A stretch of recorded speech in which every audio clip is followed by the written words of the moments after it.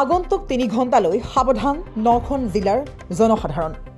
মুষলধাৰ বৰষুণ, শিলাবৃষ্টি, ধুমুহা, বজ্ৰপাতৰ এলাৰ্ট। বতৰ বিজ্ঞান কেন্দ্ৰৰ এলাৰ্টৰ পিছতেই বজ্ৰপাতৰ বাবেও ৰাজ্যত ভয়ংকৰ ঘটনা। আজি কিছুদিন ধৰি ৰাজ্যত নেৰানেপেৰা বৰষুণৰ সমান্তৰালকৈ ঠায়ে ঠায়ে ধুমুহা, বজ্ৰপাত। আৰু এইবাৰ পুনৰ সতৰ্কবাণী জাৰি কৰিছে বতৰ বিজ্ঞান কেন্দ্ৰই। আগন্তুক 3 ঘণ্টালৈ সাৱধানবাণী জাৰি কৰা হৈছে 9খনকৈ জিলাৰ জনসাধাৰণক। মুষলধাৰ বৰষুণ, শিলাবৃষ্টি, ধুমুহা, বজ্ৰপাতৰ হাই এলাৰ্ট জাৰি কৰা হৈছে, যাৰ বাবে এই সময়ছোৱাত ঘৰৰ ভিতৰৰ পৰা ওলাবলৈ বন্ধ কৰা হৈছে। এই সময়ছোৱাত ভুলতো নোলাব ঘৰৰ পৰা।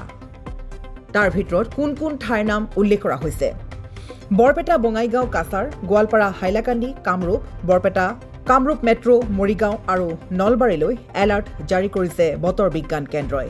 আৰু বতৰ বিজ্ঞান কেন্দ্ৰৰ সতৰ্কবাণীৰ পিছতেই ঠায়ে ঠায়ে ভয়ংকৰ ঘটনা সংঘটিত হৈছে।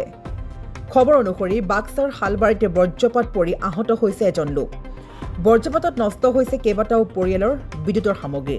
আৰু আন ঠায়ে ঠায়েও বজ্ৰপাতৰ প্ৰভাৱত ভস্মীভূত হৈছে প্ৰকাণ্ড গছ, ব্যৱসায়িক প্ৰতিষ্ঠান।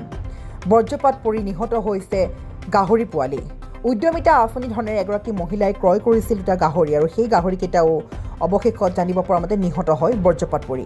মুঠৰ ওপৰত বজ্ৰপাত ধুমুহাই এতিয়া কাল ৰূপ ধাৰণ কৰা পৰিলক্ষিত হৈছে, যাৰ বাবে ৰাজ্যৰ বিভিন্ন প্ৰান্তে প্ৰান্তে সতৰ্কবাণী জাৰি কৰা হৈছে। বিভিন্ন ঠাইত বিস্তৰ ক্ষতিসাধন হৈছে। আমি পুনৰ এবাৰ কৈছোঁ, কামৰূপ মেট্ৰ', মৰিগাঁও আৰু নলবাৰীলৈ এলাৰ্ট জাৰি কৰিছে। তাৰ সমান্তৰালকৈ বৰপেটা, বঙাইগাঁও, কাছাৰ, গোৱালপাৰা, হাইলাকান্দি, কামৰূপ আদি ঠাইতো হাই এলাৰ্ট জাৰি কৰা হৈছে।